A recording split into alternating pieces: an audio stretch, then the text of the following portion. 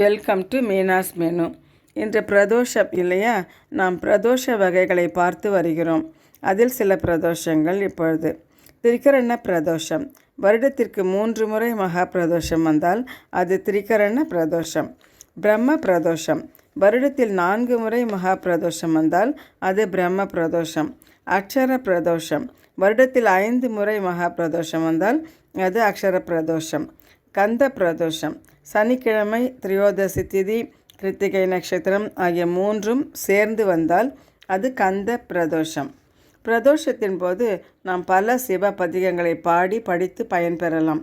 மந்திரமாவது நீரு, போற்றி திருவகவல், சிவபுராணம், திருத்தாண்டகம், திரு நீலகண்ட பதிகம், தேவார பாடல்கள் என நிறைய இருக்கிறது.